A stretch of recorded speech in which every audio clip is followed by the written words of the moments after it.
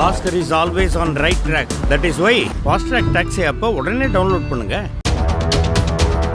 சிவகங்கை மாவட்டம் காளையார்கோவில் அருகே நெடுத்தாவு கிராமத்தைச் சேர்ந்த சரத்குமார் என்கிற இளைஞர் நேற்று 5 பேர் கொண்ட கும்பலால் வெட்டி படுகொலை செய்யப்பட்ட சம்பவத்தில் குற்றவாளிகளை கைது செய்ய கோரி உறவினர்கள் சாலை மறியலில் ஈடுபட்டனர்.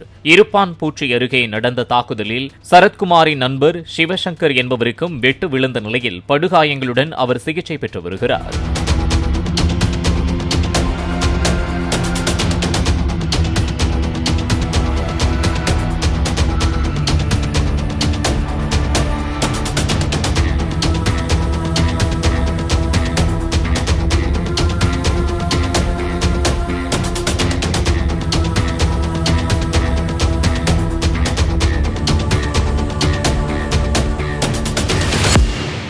Bhaskar is always on right track. That is why Fast Track Taxi app உடனே டவுன்லோட் பண்ணுங்க.